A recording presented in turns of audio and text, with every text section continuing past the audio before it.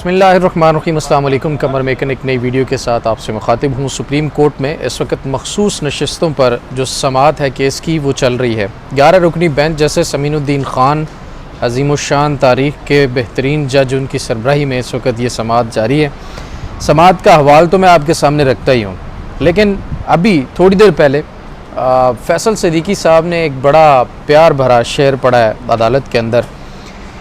जब बात हुई जैसे अमीनुद्दीन ख़ान साहब ने फैसल सिद्दीकी साहब से कहा, जो सुन्नी इत्तेहाद काउंसिल या तहरीक इंसाफ के जो वकील हैं, तहरीक इंसाफ के या नहीं हैं तो सुन्नी इत्तेहाद काउंसिल के, बट ज़ाहिर है उन्होंने कहा कि आप सुन्नी इत्तेहाद काउंसिल को ना सीटें दें, तहरीक इंसाफ को दे दें। इसलिए एक ही बात है, उन्होंने जब मुख्तलिफ़ फ़ैसले पढ़कर सामने रखना शुरू किए जैसे अमीनुद्दीन ख़ान साहब के सामने, तो उनको शायद पसंद नहीं आ रही थी बात। तो उन्होंने कहा कि जी आपके तमाम आर्गूमेंट्स जो हैं वो बेसलेस हैं। तो फैसल सिद्दीकी साहब ने कहा, जी मैं तो अभी फ़ैसले पढ़ रहा हूँ जो अदालत के ही पिछले फ़ैसले हैं, मैंने अभी कोई आर्गूमेंट्स तो आपके सामने रखे ही नहीं हैं। आपको कैसे पता कि मेरे आर्गूमेंट्स जो हैं वो बेसलेस हैं? जिस पर वो थोड़ा सा लाजवाब हो गए, उनके पास कोई बात नहीं थी, वो बात नहीं कर पाए। तो फिर बहरहाल जैसे जमाल खान मंदुखेल और मोहम्मद अली मज़हर साहब ने उनको रेस्क्यू किया। हुआ क्या कि जैसे अमीनुद्दीन ख़ान ने कहा कि आपके बेसलेस दलाइल हैं, तो उन्होंने कहा कि दलाइल तो मैं अभी शुरू करूँगा, लेकिन जैसे अमीनुद्दीन ख़ान साहब आपका जो फ़ैसला था मखसूस नशिस्तों का, उससे मैं मुत्तफ़िक नहीं हूँ, लेकिन बड़ा फोर्सफुल फ़ैसला था। उस पर उन्होंने कहा कि मुझे गालिब का एक शेर याद आ गया। फिर गालिब का वो शेर भी फैसल सिद्दीकी ने अदालत के अंदर पढ़कर सुनाया। शेर कुछ यूँ था कि वो कहते हैं कि गालिब ने कहा था, कितने शीरी हैं तेरे लब के रकीब, गालिब ने कहा था कितने शीरी हैं तेरे लब के रकीब, गालियाँ खा के बेमज़ा ना हुआ। जिस पर कहका हुआ अदालत के अंदर। अब इसका मतलब और मकसद आप ख़ुद समझ सकते हैं कि ओरिजिनल जो 12 जुलाई का फ़ैसला था उसके अंदर क्या चीज़ें जैसे अमीनुद्दीन ख़ान साहब ने लिखी, जैसे जमाल खान मंदुखेल साहब ने जो चीज़ें लिखी। एक और चीज़, फैसल सिद्दीकी साहब जब फ़ैसलों की तरफ आते थे और कहते थे कि मैं आपको फ़ैसला पढ़कर सुनाना चाहता हूँ, तो जैसे जमाल खान मंदुखेल का फ़ैसला जब पढ़कर सुनाना शुरू करते थे तो जमाल खान मंदुखेल साहब भी परेशान हो जाते थे। शायद उनका अपना ही दिया हुआ फ़ैसला अब उन्हें नज़रसानी केस के अंदर भी परेशान कर रहा है, क्योंकि या तो फिर उन्हें फ़ैसला बदलना पड़ेगा, और अगर नहीं बदलते हैं तो फिर उनके साथ और कौन कौन से जजेस उसी फ़ैसला के साथ खड़े होंगे जो कि ओरिजिनल फ़ैसला के अंदर जस्टिस काजी फ़ाइज़ ईसा साहब ने भी जमाल खान मंदुखेल साहब के फ़ैसले से इत्तफ़ाक़ करते हुए 39 सीटें, 39 अरकान को तहरीक इंसाफ का डिक्लेयर करते हुए 39 सीटें उनको देने के अहकामात जारी किए थे। ये बड़ी दिलचस्प सूरत हाल होगी है। थोड़ा सा समाअत का अहवाल आपके सामने रखता हूँ। एक और चीज़ बता दूँ, जस्टिस मुसर्रत हिलाली साहिबा के जो सवाल है, यकीन माने उससे वाज़े तौर पर लग रहा है कि जस्टिस मुसर्रत हिलाली साहिबा ने इस केस की अपीलों में बैठने से पहले ओरिजिनल फ़ैसला एक दफ़ा भी नहीं पढ़ा। यानी कि अगर वो एक दफ़ा भी ओरिजिनल फ़ैसला 12 जुलाई वाला जस्टिस मंसूर अली शाह साहब का पढ़ लेती नज़रसानी केस में बैठने से पहले, तो जो सवालात करके अदालत और पूरी कौम का इतना कीमती वक्त ज़ाया किया जा रहा है उसकी शायद ज़रूरत ही ना पड़ती। इसीलिए नाज़रीन सुप्रीम कोर्ट के रूल्स बनाए गए हैं, और उन्हीं रूल्स के तहत ये ज़रूरी होता है कि जो जजेस ओरिजिनल फ़ैसला देते हैं अपील और रिव्यू के अंदर भी वही जजेस बैठते हैं। लेकिन अब चूँकि आइनी बेंच के रूल्स नहीं बने, तो इस जो लूप होल है आइनी बेंच 26वीं आइनी तरमीम के बाद, वैसे तो हर चीज़ ही कबड़ा हुई पड़ी है, लेकिन आइनी बेंच की क्योंकि अपने रूल्स नहीं हैं, इसलिए वो कहते हैं कि जी हम सुप्रीम कोर्ट के रूल्स को फॉलो नहीं करेंगे। या तो आइनी बेंच सुप्रीम कोर्ट से बाहर हो, सुप्रीम कोर्ट के अंडर आता ही ना हो, या ये कहें कि आइनी बेंच जो है वो सुप्रीम कोर्ट से सुपीरियर है, इसलिए हम सुप्रीम कोर्ट के रूल्स नहीं मानते। भाई जब सुप्रीम कोर्ट के जजेस और तमाम बेंचेस के रूल्स बने हुए ऑलरेडी, तो फिर आइनी बेंच पे उन्हीं रूल्स को अप्लाई क्यों नहीं किया जाता? नए रूल्स बनाए जाएंगे तो फिर देखेंगे कि क्या होता है। और जब तक नए रूल्स नहीं बनाए जाते, आइनी बेंच में बैठे super chief justice Aminuddin Khan साहब अपना इस चीज़ का फ़ायदा उठाएंगे कि बादशाह की तरह वो जो चाहेंगे उस तरह से जो प्रोसीडिंग्स हैं वो आगे चलाएंगे। तो ये तमाम तर मामलात हैं, और जो मुसर्रत हिलाली साहब के क्वेश्चंस हैं उसके ऊपर बार बार एक हैरानगी का इजहार किया जाता है कि किस तरह से वो क्वेश्चन जो है वो बार बार पूछ रही हैं। फॉर एग्जांपल कुछ तकरीबन 5 दफ़ा तो उन्होंने ये पूछ लिया कि मुझे ज़रा ये चीज़ समझाएं कि साहबजादा हामिद रज़ा साहब सुन्नी इत्तेहाद काउंसिल के चेयरमैन हैं, लेकिन उन्होंने आज़ाद इलेक्शन लड़ा, उसके बाद वो खुद को कहते हैं कि मैं सुन्नी इत्तेहाद काउंसिल का चेयरमैन बन गया। वो चेयरमैन कैसे बन गए? मतलब ना इस सवाल का सर है ना इस सवाल का पैर है। इस तरह के सारे सवालात हैं। बहरहाल चीदा पॉइंट्स आपके सामने रखता जाता हूँ। ये जो बेंच है आपको तो अब बारहा बता के भी काफ़ी दफ़ा बता चुके, 11 रुकनी बेंच है जिसमें जैसे समीरुद्दीन खान साहब सबराई कर रहे हैं, जैसे जमाल खान मंदुखेल, जैसे सामिर फ़ारूक, जैसे मुसर्रत लाली, जैसे मोहम्मद अली मज़हर, जैसे पनवर, तमाम लोग, शफ़ी सिद्दीकी, ये तमाम लोग इसके अंदर मुकदमे का हिस्सा है। लाइव दिखाई जा रही है। मैं आपको ये भी रिक्वेस्ट करूँगा कि जाएँ यूट्यूब के ऊपर, सुप्रीम कोर्ट का चैनल देखें, मेरा चैनल देखें, उसके ऊपर ये तमाम चीज़ें जो लाइव ट्रांसमिशन सुप्रीम कोर्ट की वो चल रही है और आप ख़ुद भी जो है वो इतनी मज़े के लतीफ़े जो है वो वहाँ पर बैठकर सुन सकते हैं। फिर जो जैसे जमाल खान मंदुखेल है, उन्होंने नून लीग की तरफ से दायर दरख्वास्त का भी जिक्र किया कि नून लीग के जो वकील से सवाल किया था तो उन्होंने कहा था कि एक जमात के उम्मीदवार को कैसे आज़ाद डिक्लेयर कर दिया।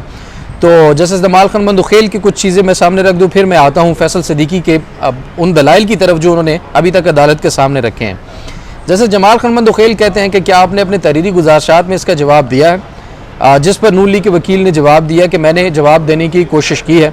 अब फैसल सिद्दीकी साहब जो है ना, उन्होंने जो दलाइल रखे हैं, जो चीज़ें रखी हैं, वो मैं आपको समझाता हूँ।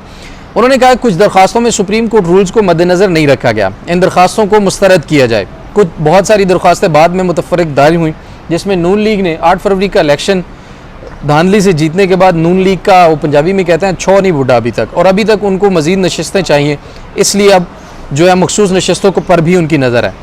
फैसल सिद्दीकी साहब ने बताया अदालत को कि मुझसे पूछा गया था कि सुन्नी इत्तेहाद का इंतखाबी निशान क्या है। सुन्नी इत्तेहाद का इंतखाबी निशान घोड़ा है, मगर हामिद रज़ा साहब आज़ाद लड़े। अब ये जो इतराज़ किया जाता है ना, इसके पीछे एक लॉजिक है। जब इलेक्शन हो रहे थे 8 फरवरी को, उस वक्त तहरीक इंसाफ के साथ कोई भी पार्टी अलायंस में थी, शर्त ये थी तहरीक इंसाफ की कि वो तहरीक इंसाफ के टिकट से ही इलेक्शन लड़ेगा, क्योंकि पिछली दफ़ा जिस तरह MQM भाग गई थी, जिस तरह बाकी जमातें हट गई थी और हुकूमत गिर गई थी, तो इनका प्लान ये था कि अगर वो तमाम लोग तहरीक इंसाफ के टिकट से लड़ेंगे तो वो फिर हमें छोड़ कर नहीं जाएंगे, अगर जाएंगे तो वो फिर अपनी सीट से भी हाथ धो बैठेंगे। तो इसलिए उस वक्त सुन्नी इत्तेहाद काउंसिल ने जो इलेक्शन लड़ा वो तहरीक इंसाफ के साथ अलायंस में लड़ा, और साहबजादा हामिद रज़ा के जो नामजदगी फॉर्म्स हैं उसके अंदर लिखा हुआ है कि सुन्नी इत्तेहाद काउंसिल से मेरी जो है वो मैं सुन्नी इत्तेहाद काउंसिल से हूँ, लेकिन मेरा अलायंस जो है वो PTI के साथ है। मुसर्रत लाली साहब ने जवाब, आज सवाल बड़े दिलचस्प किए, कुछ वो ये थे कि 2013 में सियासी जमात मौजूद थी हामिद रज़ा साहब की, और मुसर्रत लाली साहबा के सवाल के मुताबिक उन्होंने कहा कि जो जमात इलेक्शन लड़े वही पार्लिमानी बनती है, वो अपनी जमात से नहीं लड़े, फिर पार्लिमानी जमात कैसे बनाई। और मखसूस नशस्तों के फैसले में कहा गया कि वोट बुनियादी हक है, वोट बुनियादी हक नहीं है। आज मुसर्रत लाली साहबा ने यह भी अदालत के अंदर कह दिया कि मखसूस नशस्तों के फैसले में कहा गया है कि वोट बुनियादी हक है, मंसूर अली शाह साहब की जजमेंट में। और मुसर्रत लाली साहबा आज पूरी TV पर बैठकर सबके सामने ये कह रही हैं कि वोट बुनियादी हक नहीं है। तो फिर बुनियादी हक क्या है? बुनियादी हक मारधाड़ है, धांधली है, उठाना है, लोगों को गायब करना है, पर्चे बनाने हैं, वो भी दहशत गर्दी के सियासी वर्कर्स पे, ट्विटर बंद करना है, अपनी मर्जी के फैसले देना है, ये बुनियादी हकूक में है। वोट ही तो एक इंसान के पास किसी भी मुल्क के अंदर एक बुनियादी हक होता है जिसके तहत वो अपने फैसले करने का इख्तियार रखता है। तो ये भी आज एक नया, मैं तो इसको ज़रूर लतीफ़ा ही कहूँगा, क्योंकि लतीफ़े के अलावा ये कुछ नहीं है। फिर मुसर्रत लाली साहबा कहती हैं कि फैसले में 3 दिन को बढ़ाकर 15 दिन करना आइन दोबारा तहरीर करने जैसा है। आप देखें कि 3 दिन के अंदर अगर मुमकिन ना होता तो आपकी जो इस वक्त हुकूमत है उसने गंद कितना फैलाया है, कितना लोगों को उठाया है, मार दाड़ की, और 3 दिन के अंदर कैसे मुमकिन होता। अच्छा, 3 दिन का सवाल मुसर्रत लाली साहबा उस वक्त पूछना भूल गई जब इन्होंने बल्ले का फैसला दिया था। असल इस मामले की जड़ तो वहाँ से शुरू होती है जब मुसर्रत लाली साहबा ने, मोहम्मद अली मज़हर साहब ने और काजी फाइज़ ईसा साहब ने यह फैसला दिया कि बल्ला जो है वो तहरीक इंसाफ से छीन लिया जाए। और जब बल्ला छीन लिया गया वहीं से तो ये सारे का सारा मुद्दा स्टार्ट हो रहा है। और इस वक्त बेंच में बैठे 2 जजेस मोहम्मद अली मज़हर साहब और मुसर्रत लाली साहिबा अपने बल्ले वाले फैसले से भागते हुए नजर आते हैं। वो ये कोशिश करते हैं कि कहीं इस मखसूस नशस्तों के केस में बल्ले वाले केस का जिक्र ना हो जाए, क्योंकि उसके ऊपर फिर हमारे ऊपर इल्ज़ाम आएगा। अच्छा, बल्ले वाले केस के ऊपर बड़ी एक दिलचस्प बात है, वो भी मुझे कुछ हट की चीज़ें याद आ रही है तो मैं आपके सामने रख रहा हूँ। बल्ले वाले केस की जो एक्सप्लेनेशन थी वो ब्रिटिश जो एम्बेसडर हैं उनको तो ख़त लिख कर एक्सप्लेनेशन दी गई कि जी बल्ले वाला फैसला क्यों दिया गया, लेकिन इलेक्शन कमीशन को इन्होंने नहीं बताया, एक्सप्लेन नहीं किया कि भाई हमने बल्ला अगर ले भी लिया है तो तहरीक इंसाफ के लोग आज़ाद नहीं है, वो एक ही पार्टी के अंदर मौजूद हैं।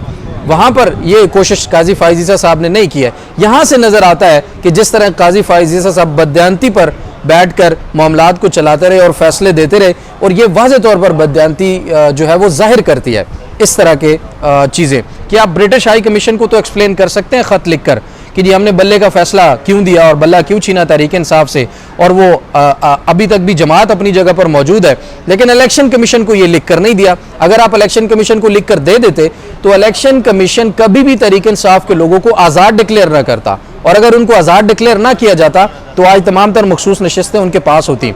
और वैसे भी मैंडेट तो तहरीक इंसाफ का ही है, लोगों ने वोट तो उन्हीं को दिया, उन्हीं के हिस्से की ये मखसूस नशिस्तें बनती है। तो अब जजेस बैठकर ये लाएअमल बनाने की कोशिश या नुक्ता ढूंढ रहे हैं कि भाई किस तरह से ये सीटें जो है वापस हुकूमत को दी जाएं और जैसे मंसूर अली शाह का फैसला जो है वो टर्न डाउन किया जाए। इसी एक नुक्ता के ऊपर इस वक्त जजेस का पूरा इन्हिसार है। मज़ीद अपडेट्स देते हैं इंशाल्लाह जब भी केस ख़त्म होता है। उसके बाद मैंने सोचा ये कुछ चीदा अहम तरीन अपडेट्स थी जो आपके सामने रखना ज़रूरी थी। अपना बहुत सारा ख्याल रखिए। अल्लाह ने के बान।